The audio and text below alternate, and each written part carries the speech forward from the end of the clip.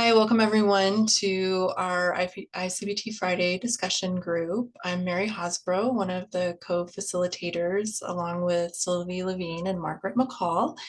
And we're a group of clinicians who meet regularly on Fridays to share information about learning I-CBT and to expand awareness and healthy discussion.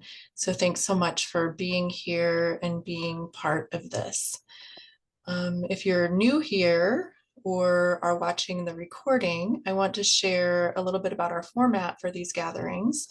Some Fridays we have general open I-CBT discussions, and other times we've had presentations on special topics or presentations about the I-CBT modules from the Clinicians Manual, or panel discussions. And most of those are recorded and are available on the I-CBT website, icbt.online, and on the I-CBT YouTube channel. So once we get started, I'll drop those links in the chat in case you would like to check out past presentations. And if you have found your way here for this live event, it was through the I-CBT Facebook group for clinicians and researchers. So that's where you can find out what the topics are going to be or what the event is for each Friday. And today we have a special topic presentation by Bronwyn Shroyer, and she's going to be discussing using I-CBT with OCD when PTSD is co-occurring. So in a moment, I'll ask Bronwyn to introduce herself. But before we do that, I just want to take care of some housekeeping and remind people to be careful if you're asking questions, to protect your client's privacy and to try to make questions general about concepts rather than case-specific questions. And there are a lot of ongoing consultation groups where you can ask case questions. And a lot of the Fridays when we have open discussions, we have time for consultation as well. So for this, try to make your questions more general about the topics that Bronwyn will be presenting on. And if you can hold your questions till the end, we should have time for Q&A at that time, or if you drop them in the chat, I'll try to make a note of them and ask them towards the end as well. So I think that's all, and I'll go ahead and turn it over to Bronwyn. Hi, everybody. I'm Bronwyn Shroyer. I am an LCSW in Indiana, and I am the co-founder, one of the co-founders of OCD Training School, and I have a private practice where I see primarily people with OCD and PTSD. So this is kind of my area of first love that we're going to talk about today. So I will get my, oh, can you let me share my screen, Mary? Yes, I thought it was set so you could share. Are you not able to share? It's giving me the host disabled participant screen sharing warning. Okay, hold on just a moment then. No problem.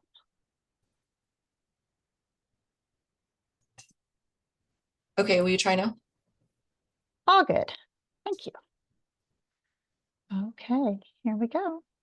So today we're going to talk about considerations for using I-CBT in OCD and PTSD presentations. Most of you will come across this at least a few times in your career for sure. The vast majority of cases you see of OCD won't have co-occurring PTSD. We think about 25% of people with OCD will have PTSD, but you will come across this if you're treating OCD, or if you're treating PTSD and you're here to learn a little bit about OCD. It's a good thing that you are, because they do co-occur. There is a large amount of information that we could talk about in regards to this particular topic of OCD and PTSD, but for the point of this presentation, we're going to focus in on just a few things today.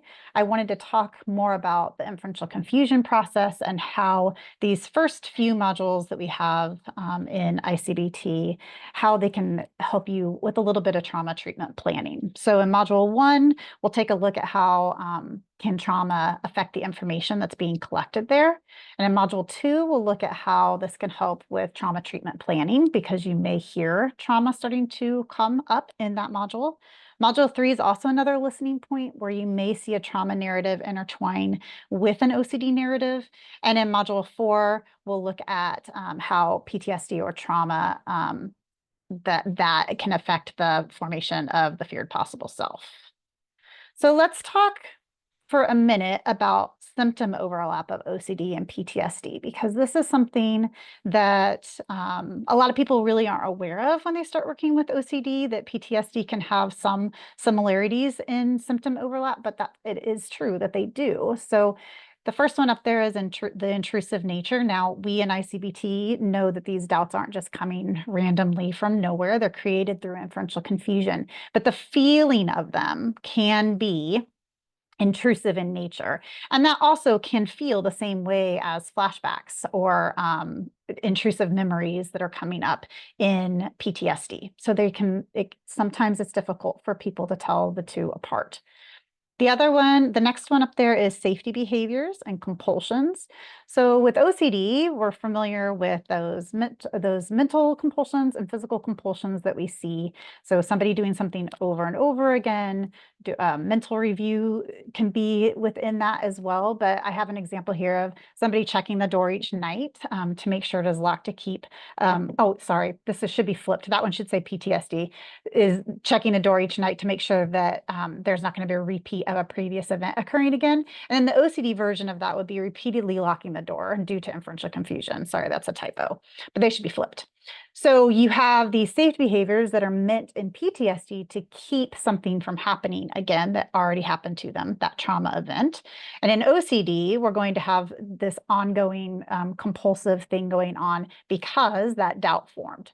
So that doubt comes into mind and through the inferential confusion process, and we're doing a compulsion to get that anxiety to go down or to keep bad things from happening based on that story that OCD is coming up with. Then we have avoidance. In OCD, we avoid OCD triggers and having to do compulsions because compulsions are often not fun to do. So we just try to avoid that entire sequence altogether. And then in PTSD, we're avoiding trauma triggers, including people, places, objects. But and those are ones that people can kind of see on the surface easily, that we avoid, the place where a trauma happened or a similar place where a trauma happened, or we avoid certain people. But one thing that people don't really think about is avoiding the physical sensations that were linked with that traumatic event or the emotions that were linked with that traumatic event. So those things can also come up as avoidance. Rumination, I know I have that kind of like zoomed out on here. Obviously, it can be a compulsion, but rumination happens in lots of different conditions. And so when we see rumination in a client with OCD, we want to make sure that we're not just saying, oh, that must be their OCD. If they have a history of trauma and PTSD, then they may be ruminating about trying to figure out what could have stopped the event. What other awful things would have happened if they didn't act at some sort of time, or somebody else didn't come into that scenario and help them during that point in time, or just thinking about the event repeating again. So there's a lot of rumination that can happen within PTSD as well. And then nervous system activation. So both of these are going to have that fight or flight response flip on. So when someone is coming in and they're talking about feeling that fear in their body, we have to not just assume that that's necessarily their OCD. It may be that they have a trauma trigger happening. So let's take a look at Module 1 first. Most of you watching this are familiar with this sequence here. So this is the obsessional sequence from I-CBT, which is you encounter a trigger, the inferential confusion process ends up creating an obsessional doubt, which lends you to that imaginal absorbed story of all those terrible things that might happen if that doubt were to be true, which is going to give you anxiety, sometimes disgust, sometimes guilt. And then you're going to do compulsions to get that anxiety to go away or to keep those bad things from happening. But have you ever noticed that sometimes things get identified here that are not obsessional doubts? Sometimes when you're doing this module, if you have co-occurring conditions, people will think, oh, this must be my OCD, and they'll start to talk. And you can even fill in the boxes based on that information, but it's not necessarily that it's an obsessional doubt. We're kind of placing it in here, but it's not necessarily one. So let's look at some examples of that. So this is an OCD, this is an obsessional doubt. So the trigger would be driving a car. And what if I want to run my car off the road? So we would be investigating the logic and the reasoning underneath that for that client and seeing the inferential confusion process that formed that doubt, which is going to allow us to see that it's OCD. I could die or kill someone else, anxiety under anxiety, and then compulsion could be to ruminate or avoid. But we could have a doubt that comes up like this, same trigger, driving a car, and then the person identifies a doubt of, what if my car hits a curb and flips again? Consequence of the doubt is I could die, anxiety is coming up, and then the compulsion may be the exact same, rumination and avoidance.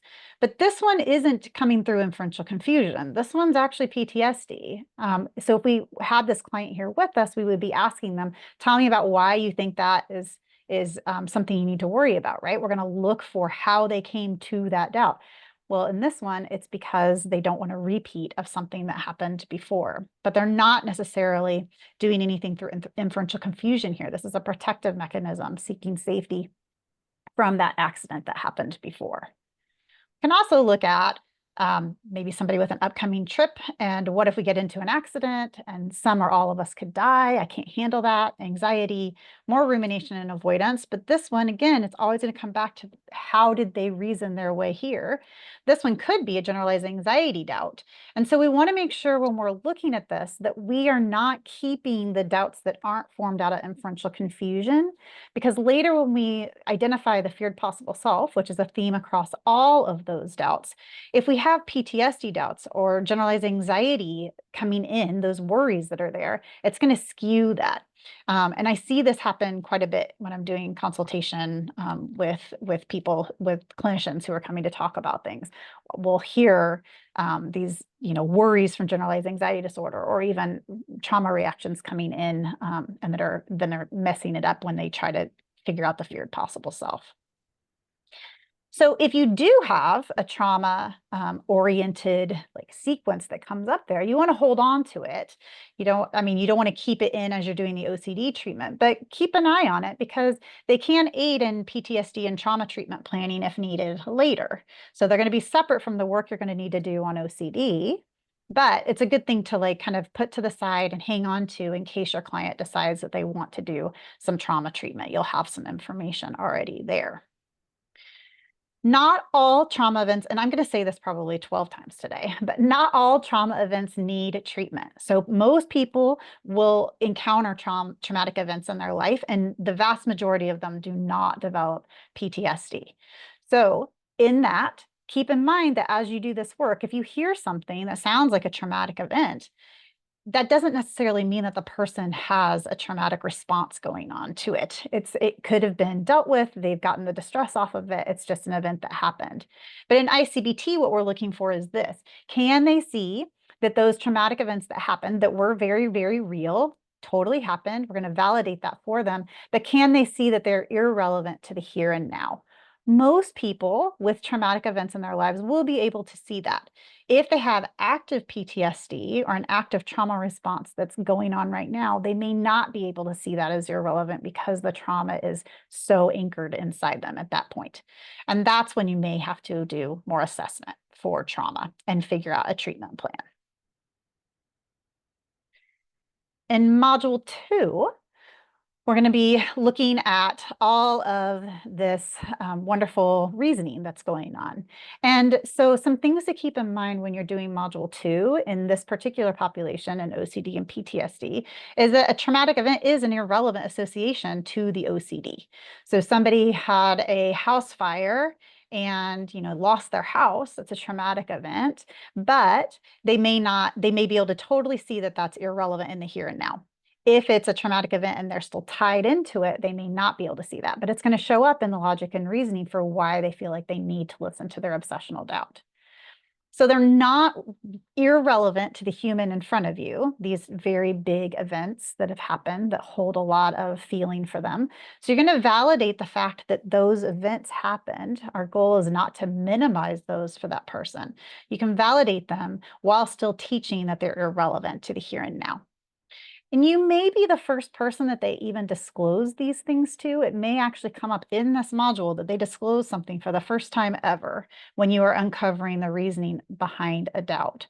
So hold that gently. I always think of that as such an honorable place to be, that someone felt safe enough with me to disclose those things. And some of that material may have been contained in them for decades. It's now gotten opened. So you want to make sure that you're watching for any trauma responses. If they're starting to tell you, look, like my life is like, I don't feel right now, like we've talked about this, if you can even see people start to dissociate sometimes when trauma starts to get opened up. So you're going to keep an eye on how that's going for them as they are disclosing trauma to you. And that will mean, if that is becoming something that is affecting their quality of life, that you may need to switch to trauma treatment. So know where to refer if you're not a PTSD specialist. And if you are, then be ready to use your tools as you need to. And sometimes you do have to switch gears here, and especially if it's the first time they've disclosed something and it opens up something big. So module 2, here are the 5 reasoning categories that we look at when we are going through this information with an obsessional doubt with our clients. So facts, rules, hearsay, personal experience, and probability. And sometimes you can see trauma influence here too. And you can see it actually in all the categories, even though the most obvious one would be personal experience. But as you start to go through this with people, you may hear something under facts like rapes happen or car accidents happen or people die. Now, most of the time when people are saying this, it's probably just a fact for them that may not have ever affected their lives at all. But this is something that if you start to hear trauma, you'll start to see, okay, this person has just disclosed this event to me, and here's why that's showing up as a fact potentially here. Rules, we're supposed to be prepared to handle a threat. I'm supposed to watch out for my siblings. Those may be rules that were learned after a traumatic event. Hearsay, stories of others that have shared similar trauma events may come up here too. Kind of get laser focused on the fact that this has also happened to other people, and that may be disclosed here. So my friend told me about her sexual assault. That may be something that comes up. And then trauma events themselves. And I want to take a minute and talk about trauma events. So this is the DSM-5 criteria for criteria A for trauma, for PTSD. So this is what qualifies as a criteria A event. So things have to be related to death, threatened death, actual or threatened serious injury, or actual or threatened sexual violence via direct exposure, witnessing the traumatic event, learning it happened to a close relative or friend, or part of work duties. So first responders, people, EMTs, police officers, those kinds of situations, military. That is a very narrow criteria, right? There's a lot of stuff that I think a lot of us think of as traumatic that isn't listed here. But for a diagnosis of PTSD, it has to follow within these criteria events. Now, I personally feel that either we need to expand that criteria A, or we need another diagnostic criteria that also shows the effects of what is PTSD like that's associated with events that don't necessarily meet the criteria A of the DSM-5. So if you think of these things right here, a lot of these can bring on the same type of response as the criteria of a event does. So you have minority and marginalized community stress that doesn't already qualify as criteria A. Emotional abuse, infidelity, religious and institutional betrayal, bullying, parental divorce and separation, attachment, cybercrimes, the list could go on and on. But I would be hard pressed to tell somebody who has suffered significant emotional abuse or significant bullying, but never thought their life was in danger and didn't risk injury, that their response that they're having isn't necessarily PTSD-like, right? So I think we have to validate some of these things for people, even though I understand why PTSD criteria has to be strict, especially within a research lens. I think we have to, as therapists, hold space for those responses to still link to events that are not necessarily criteria A. So, and then we have possibility. You'll hear people say things like, I know bad things can happen because they have happened to me. They may even say that some bizarre things have happened to them. So things, people will say, well, I know my OCD is irrational, like doesn't make sense, but I also know that this thing happened to me that shouldn't have happened. Like it's bizarre that it happened to me. And that is a very big hurdle to cross with a client who has OCD and PTSD. So a question to ask is, does this mean if a traumatic event gets listed, it probably happened to that person? So a sexual assault comes up, or child abuse, or house fire, or hit and run, or whatever it is. No, that doesn't necessarily mean that there is a traumatic experience that happened. Think about any obsessional doubt. We're going to have facts and rules and hearsay and personal experience that could fit that. That doesn't mean that the person is suffering in any way from trauma. So somebody has pedophilia OCD, for instance, and says, well, pedophiles exist under facts, that doesn't mean that they were molested as a child. So don't equate those things. But if under personal experience, if that category is coming up and they are disclosing a traumatic event, then you trust that it did. And if the other categories come up and they kind of have something that's somewhat linked to something that does come up under personal experience, you can maybe assume that trauma is maybe informing why they are showing up under module 2. Then we have module 3, trauma reactions. For those of you who don't work with trauma a lot, trauma reactions can come out over time. People will leave breadcrumbs. I've had clients who will give me some of the story and then it needs to wait to give me the rest, or they give me a couple of even criteria A events that have happened, but they hold some others close and they aren't willing to disclose those yet. So in this work with OCD and PTSD, sometimes you'll do, just like we do in non-PTSD cases, you'll do module 2 and you'll get that information. And then you go to module 3 and you ask for a fuller narrative, and more information, more logic and reasoning comes up at that time. The same thing can happen here if somebody also has co-occurring PTSD that the OCD is using as hijacking as evidence for the doubt. So here we're going to still be looking as we uncover the inferential confusion within that narrative. We already talked about over-reliance on possibility pieces where I know bad things have happened to me. That still may show up in this narrative again. But irrelevant associations, you may get additional traumatic events that are starting to come up.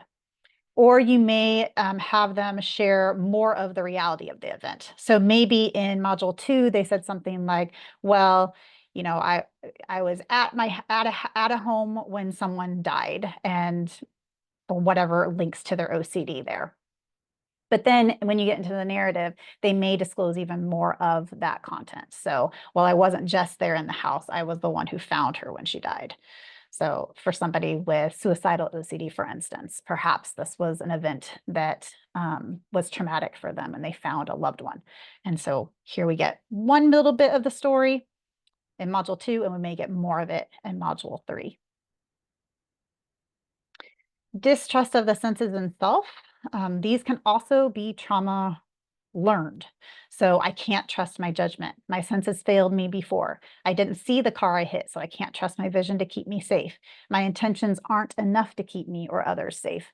And so you may hear some of that coming in that distrust of the senses self work that the inferential confusion process is pulling in as evidence. So let's look at what this might look like with a client. Let's say we were working with a client and they have some harm OCD. What if I want to harm my partner? And we get into module 2 with them and we're starting to ask for the reasoning. They may throw out partner violence happens all the time. Loved ones hurt each other.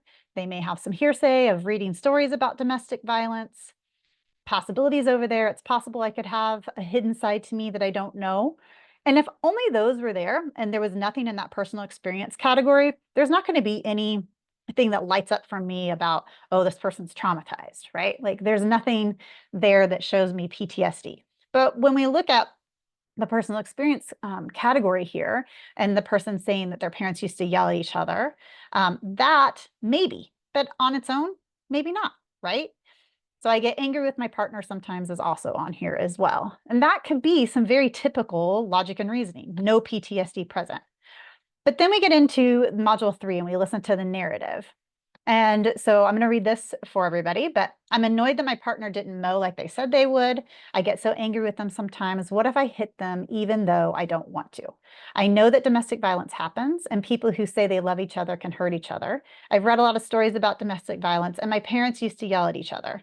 Not only did they yell, but sometimes I saw my dad push my mom around. One time he knocked her down a flight of stairs. She broke a couple of ribs. I had to help her do chores around the house because she couldn't bend down.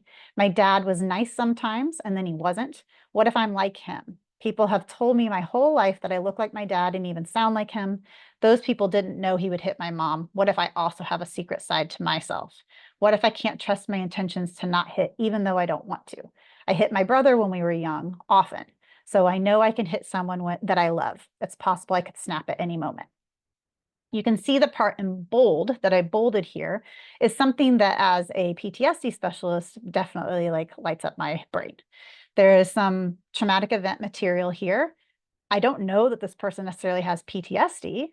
This could just be old material. They've handled it already. But this is something that's going to make me think, we might need to revisit this. I may need to decide whether or not we have to do some trauma treatment around this or not. If you take that bold part out, you get a narrative that is totally like OCD oriented still as well. I mean, you can see that this is not necessary to make this inferential confusion, right? But this stuff, if this is still traumatic for that person, it's going to make it harder for them to see that piece as irrelevant to the here and now within that narrative. So as we're looking through this narrative for inferential confusion, and we can see that this is an irrelevant association here, if there's still active trauma responses happening to that, it's going to be much harder for the person to be able to let that go and not see it as relevant. Let's do another one here. What if the oven isn't really off? No facts under this one, but we've got some rules. We're supposed to make sure we keep people safe. Hearsay, I've seen house fires on the news. I've seen where people had gas leaks and whole blocks of houses blew up. Possibility over there is it's possible that it looks off, but maybe gas is still coming out. And then personal experience. One time I forgot to blow out a candle. I didn't keep my cousin safe while driving and they got hurt. The second I see this one as a PTSD specialist, also radar goes off, right? That one's interesting to me because there's potential trauma material here. But again, we don't just see a traumatic event and assume someone has PTSD. We have to assess for PTSD. But then we get into the module and we maybe are going to learn a little bit more about that, which is going to lead me to decide, okay, well, maybe I need to do some more assessment. I'm leaving the house. I walk through the kitchen and notice the oven looks off. But I've read stories about people accidentally having gas leaks from their stoves. And I've read stories about homes blowing up or catching on fire from gas leaks. We're supposed to be responsible and keep others safe. It would be negligent for me not to check to make sure it is really off. In one of those stories, a whole block of houses got blown up and people died. I forgot to blow out a candle one time, so I don't always think about others and their safety. I didn't check to make sure my cousin had a seatbelt on when I was driving as a teenager. Now my cousin is paralyzed and in a wheelchair because another car hit us. I was the driver. I should have made sure both of us were as safe as possible. It's possible that the oven looks like it is off, but I'm missing something. I can't really trust my judgment when it comes to keeping others safe. So in that narrative, on the PTSD side of my brain, this is what would stand out to me as potential for further assessment there with this client. So if we hear stories like that, do we need to switch to trauma treatment or refer out right then? Maybe. It depends on where the client is in healing. Again, most people encounter traumatic events, don't develop PTSD, are fine.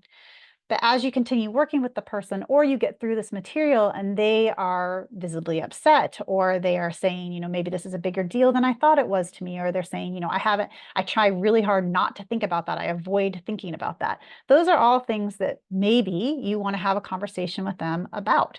Talking to them about, are they even ready to do trauma work? They may not be. What do they want to work on most right now? Is their OCD more out in front for them? Do they feel like this trauma material is pulling more at them? And it's just going to be a co-exploration process between you and your client. Keeping in mind your own clinical judgment and the fact that the client should have autonomy on what they feel ready to go and do. they may decide that they are not ready to work on the trauma treatment. And if it is a truly like active trauma response that they are really struggling with, it may impact how well you can do OCD treatment. And you may have to have another discussion with them down the line at some other point if they keep getting stuck. But my take on it is if they really don't want to go and do trauma treatment, even though they're telling me they do think that they have the potential for PTSD, then I'm going to keep trying to go through with OCD treatment, letting them know that we can revisit that discussion at any point in time if they decide that they want to go and do the work. And I'm going to keep my eye out for whether or not the PTSD is getting in the way of I-CBT as we go. Module 4, feared possible self. Remember, there's a theme across all obsessional doubts. So we're not taking one obsessional doubt and finding the feared possible self for it, and then another obsessional doubt and finding the feared possible self for it. It's a theme that goes across. So we have to make sure that when we are taking that list of obsessional doubts and we're trying to find the feared possible self, that it's truly obsessional doubts that are in that, that list, right? This doubt is going to get created through inferential confusion, and that means that there's going to be irrelevant associations associated with it.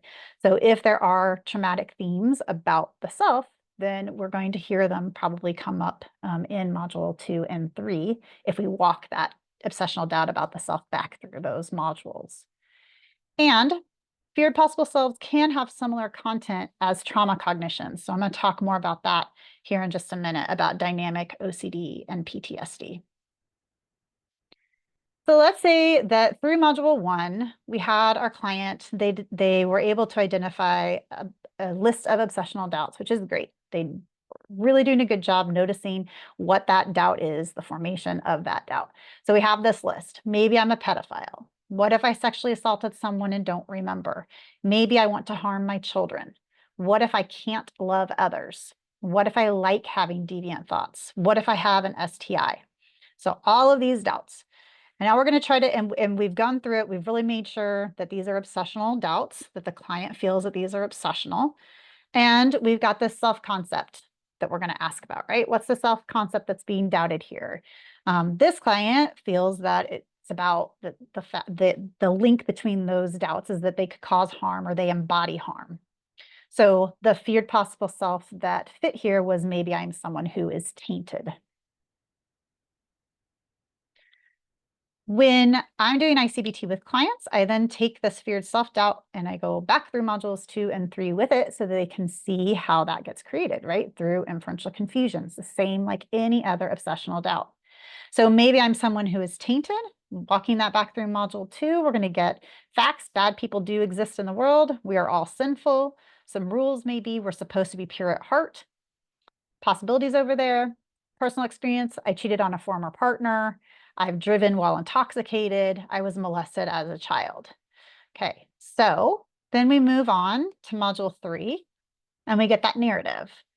I could be a tainted person because bad people do exist in the world and we are all sinful. We are supposed to have pure hearts and minds, and I have thoughts sometimes that aren't kind. I've done things that hurt people in the past, like cheat on a former partner. I've also driven my car when I shouldn't have. I could have killed somebody, but I was selfish. That's proof that I'm a bad person. I don't want to harm anyone, but maybe there's a secret part to me that is rotten and will come bursting out. I was molested as a child, and they say that people who engage in child abuse were often abused themselves. What if that is dormant inside me and will become active at any moment? I don't think I can be trusted. One time I witnessed a really bad accident on the road and I didn't do any of the first aid. Other people stepped forward, but I didn't. There was blood everywhere and I went numb. It's like I was incapable of feeling anything for those people. One of them died. What kind of person doesn't help or feel something for victims of something like that? I should have done something. So you can see here, this is another example where yet another event is surfacing within the narrative that wasn't on that module 2 sheet, right? And just so everyone here can see this, you can see like there's so much here that probably relates into dissociation, which feels like you're leaving yourself, right? And that person has so much toxic shame over what was going on in that car accident scene, but they're interpreting it as if I purposefully chose to just let these people suffer instead of noticing that they were in a response with their nervous system at that time. So these are all places as a PTSD specialist that I know I'm going to have work to do if this is something that I need to treat. So self-compassion work, looking at the distress there, helping to clear that trauma response away. But that's a pretty good chunk of that narrative. So it's another example of seeing where there is a trauma narrative that intertwines in with the OCD narrative. And it's a really good thing to note it so that you can continue with treatment planning on the PTSD side of these case presentations. So let's say that you do decide, you and the client decide that you should move on to doing some trauma work because these are some pretty big things that have happened. What you can do, one thing you can do is give a PCL-5 on one of those index events and see what that score looks like for them. You can see how much that's affecting their life.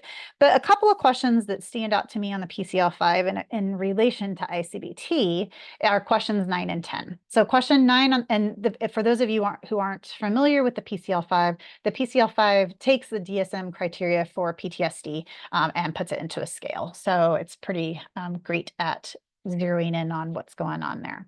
So question 9 is having strong negative beliefs about yourself, other people, or the world. For example, having thoughts such as, I am bad, there is something seriously wrong with me, no one can be trusted, the world is completely dangerous. Or in question 10, have you been blaming yourself or someone else for the stressful experience or what happened after it? So in the things that stand out to me in this one are anything that has to do with blaming self, or negative cognitions about the self, such as I am bad, there's something seriously wrong with me. These are negative cognitions associated with trauma. And when I say negative cognitions related to trauma, here are just a few on the left there. So I can't be trusted. I can't trust my judgment. I'm stupid. I don't deserve love. I'm unwanted. I'm not good enough. I should have done something. I cannot keep myself safe. I am powerless. I can't handle it. I have to be perfect. I should have known better. Can't get what I want. I'm worthless. I can't trust anyone. So that's just a snippet of what you can hear as negative cognitions within traumatic events. But these come from trauma, so they're not feared possible selves. And these are beliefs about the self that are often based on things that were taught to them. So like I'm worthless, for instance, that could have been something that a parent said over and over again. You're worthless, you never do anything, you're lazy. Those kinds of messages that get learned through experiencing traumatic events can also be based in toxic shame related to the event that happened. So this is a message the self takes away from that traumatic event. It's what it learned during that time. And we can see those in narratives. They can show up. So this is that narrative we just read about the person that witnessed the car accident and that was a survivor of childhood sexual abuse.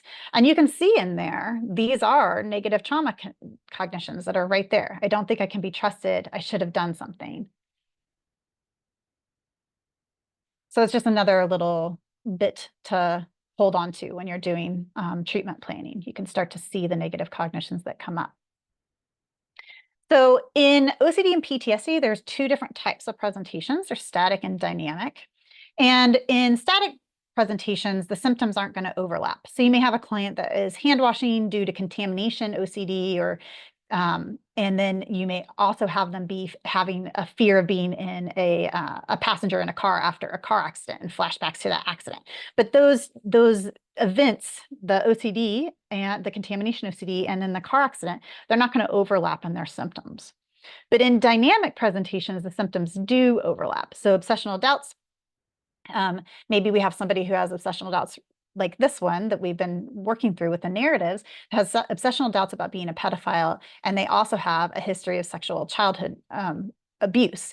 And so the obsessional doubt around being a pedophile or causing harm to somebody on purpose also mirrors up with those cognitions that they're getting out of their childhood sexual abuse history or the witnessing of the car accident. So it can kind of overlap in the symptoms that are being presented in treatment. So what I like to do with clients is ask them, What are the negative cognitions that you have associated with these events that you've gone through? So with the childhood sexual abuse one, we saw one already in the narrative, but there may be even more that show up here. Same with witnessing that accident. We're going to have maybe a handful of negative cognitions. Sometimes there's only one, and sometimes there's one that's the most forward, but you can have more than one that's associated with that. So if we asked our client to come up with negative cognitions associated with their trauma, here's what they might say with the childhood sexual abuse. My body's disgusting. I am shameful. I can't protect myself. I am permanently damaged, cannot be trusted. And then witnessing that accident, I should have done something. I am shameful. I am a disappointment. Sometimes the cognitions will overlap. So you see I am shameful in both of these. Then when we look at the feared possible self, sometimes I'll ask my clients, do you see a connection here? Like, here's your feared possible self within your OCD. We know by the work we've already done that you have these two traumatic incidents being used within your narratives. So do you see any connections between your negative cognitions associated with your trauma and the messaging that's associated with your feared possible self? And my theory is that not only do the symptoms can overlap, so you may have somebody who is avoiding, children and checking their body for groinal responses and all of those things that could be related to their sexual abuse, because maybe they don't want to be around children because it reminds them of what they went through. And they don't want to be around children because now they're going to get an obsessional doubt. So not only do symptoms overlap sometimes, but you can also potentially see some of that messaging associated with the events overlap with the feared possible self. So the feared possible self of I am someone who is tainted in these active dynamic PTSD and trauma responses, those are really powerful beliefs that are coming from those negative cognitions associated with the trauma. They're raw, they're painful, they're convincing. And then inferential confusion can use them as evidence for the feared possible self. So you can see if you have a traumatic event that isn't healed and it's really, really raw, and the person is completely bought into that negative cognition, when inferential confusion is doing its thing and it can hook this information and pull it into the feared possible self-doubt, it feels really real. Feels like it's something that they should be listening to. So negative cognitions are attached to those traumatic events. And then traumatic events are used as irrelevant associations with that messaging attached. And then inferential confusion forms the feared possible self. And my theory is that because those cognitions can somewhat overlap with the feared possible self messaging, that may be why we get these dynamic presentations, why the symptoms overlap, because of those cognitions. But we would need more research to know whether or not I'm right on that. But it feels possible. So some closing thoughts here. Most people are going to be able to see the irrelevancy of these past events to the here and now. It's not going to be a problem. You're going to be able to go through I-CBT, and even if they have a history of PTSD, if they've done their work, like in therapy, and they've gotten some healing behind them, they're going to be able to see those events as irrelevant. Yes, I had this event happen, but I can see why inferential confusion is able to pull that in and create that doubt based on that, but it's not relevant. But when they can't, then trauma and PTSD treatment can be helpful.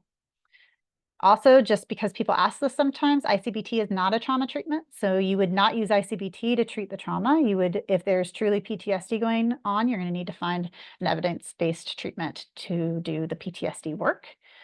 Treating trauma will not resolve OCD. That is a very widespread comment in certain fields within our profession, that if we resolve trauma, then we can fix everything. But these are two separate processes that are going on. Once OCD is there, OCD can co-occur with a traumatic event, and sometimes OCD will occur after somebody has developed PTSD, but the reverse is also true. Sometimes within this these presentations of OCD and PTSD, someone has OCD before they develop PTSD.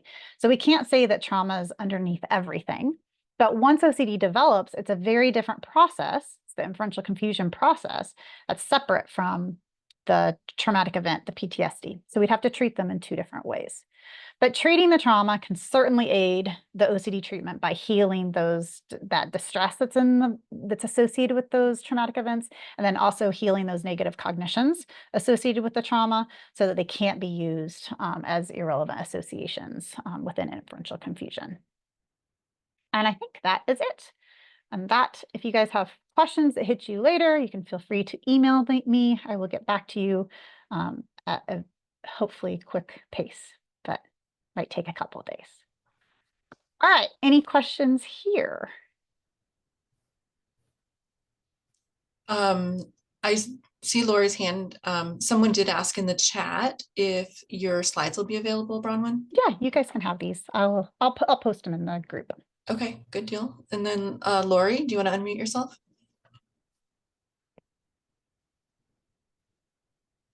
Yes. Hi. Hi, Lori. Hi.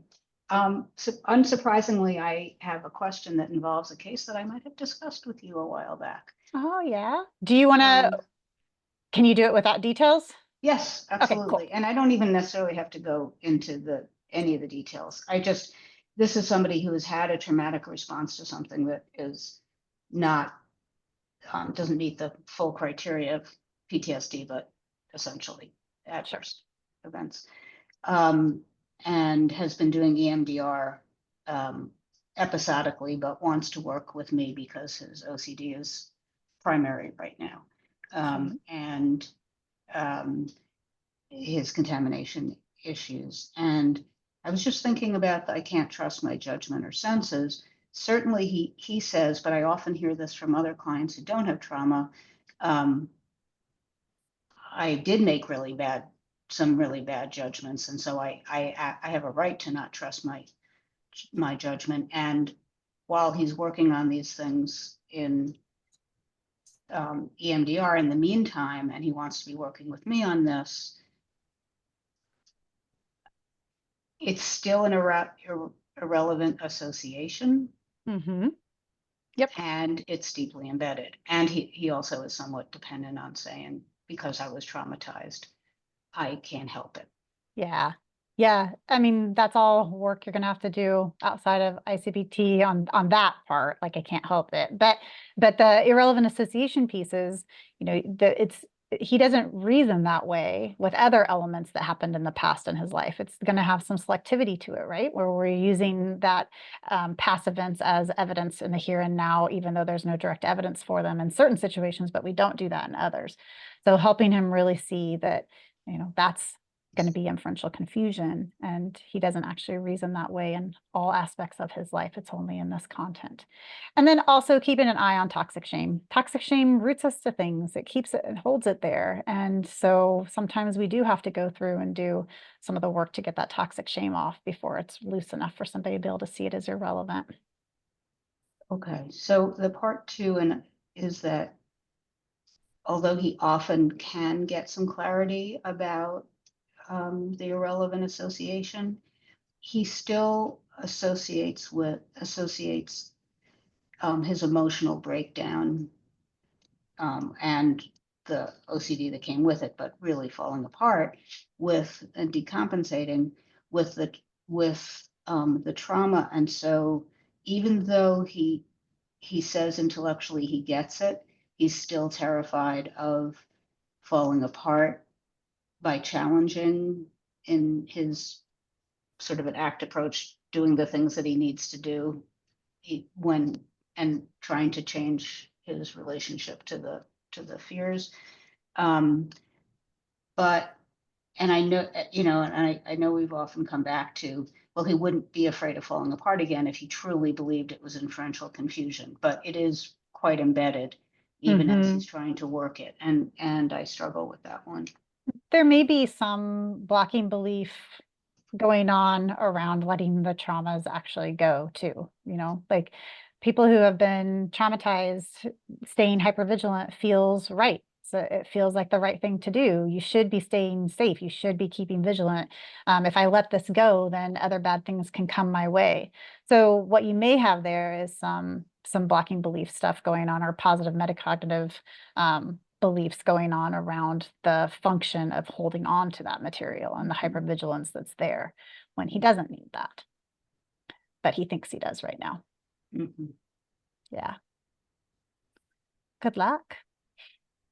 I may make another appointment with. Okay. Sorry, Any other questions? having him write out his story so you could pick out where the OCD pieces are and where the trauma pieces are. Yeah, Yeah. definitely. So I have a question, Bronwyn. Go for it, Mary. So I'm just wondering if you can speak a little bit to what your experience is as a clinician when you've identified that the negative cognition and feared possible self are one and the same, or that one is informing the other, and you pause the I-CBT work, and then you are able to help the client come to a more adaptive belief that kind of replaces the negative cognition. Then what's it like when you swing back to I-CBT? Do you kind of pick up where you left off, or then Mhm. do you notice anything that you notice about like what you should expect to see if that trauma was resolved? And Yeah. So if we use that example of that client that I had in there, and their feared self is tainted, but they had some negative cognitions about being, shameful and disappointment, right? And so they're not going to be one and the same, but those cognitions are going to be used as irrelevant material to the feared self. So when it's really strong and you go back through and you clear that out, and those cognitions are no longer there, they're not thinking that they're a shameful person, or they're a disappointment, or they're not good enough. It's so much easier than to come back in. Depending on the client, I'd probably pick right back up with the feared self narrative and come back through it again and say, okay, so now where are you in this now? Like, are these still things that are coming up and linked, or it still may be there as part of the inferential confusion, right? Because these are events that took place, but it should have less charge to it now. Now there should be distance for them to be able to see it as irrelevant once you've done some of the trauma work associated with what was needed to be done.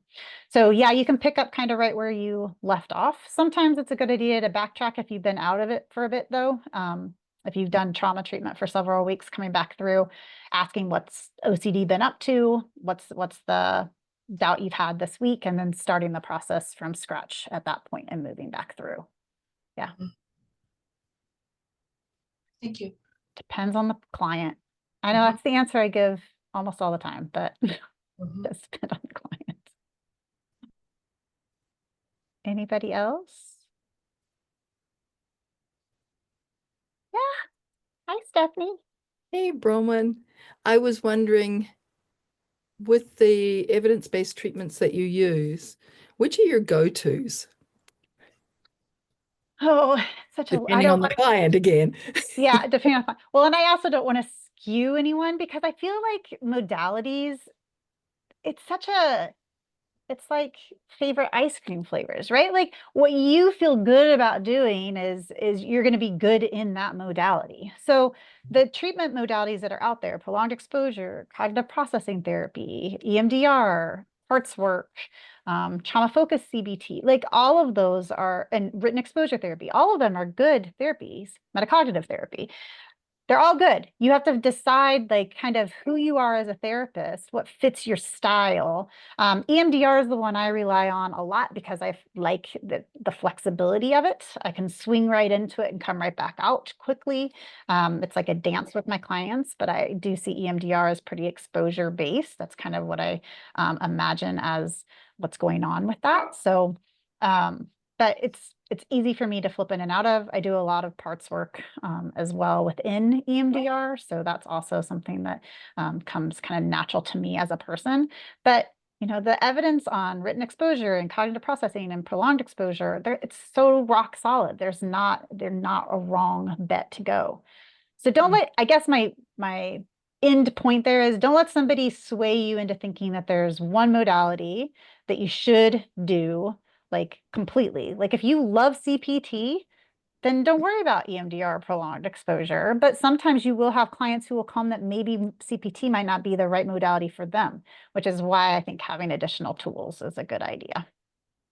Wonderful answer. Thank you. Very political answer, I guess, but it's true. That's really how I feel. And the evidence supports you. Yeah, that it's true, your right? allegiance as a clinician is likely to increase the effectiveness of the therapy. Yep. Yeah. But if anyone ever really wants to like learn about parts and EMDR, shoot me an email. I love talking about them too. And I love CPT. I love written exposure. I'm learning metacognitive. So who knows? I don't know. Maybe I'll switch in 6 months and like something even more. I don't know. Well, if other people don't have questions, I do maybe have another of Go my for it. own. Just thinking back, and I think I've asked similar questions before, and people in this group who hear me talk know that this is just one of my personal areas that I still struggle with in doing I-CBT. But thinking back in your presentation, module 1, you've got the same, the same doubt that can be the result of inferential confusion in OCD, or the result of trauma and PTSD, or the result of like overestimating a likelihood of something to happen, or the severity of something if it's GAD. And at that point, when you are starting to have your suspicions or wonder if the doubts are more PTSD based than OCD, then I'm just curious about tips for navigating that conversation when maybe the client at that point, module 1, doesn't have the psychoeducation about what an obsessional doubt is. And if how you discuss that with clients. Well, the beauty of I-CBT is you don't have to discuss it right then, right? Like for you as a clinician, you could just kind of highlight it in your mind. We really want to have rapport building and buy-in and all that stuff going on. So I come at I-CBT as it's not really my job to tell a client whether something is reasonable or obsessional, right? And I know you agree with that. So like as we continue to advance through the modules, then we're going to like they're going to get better and better at noticing inferential confusion, and then they're going to make their own decision about it.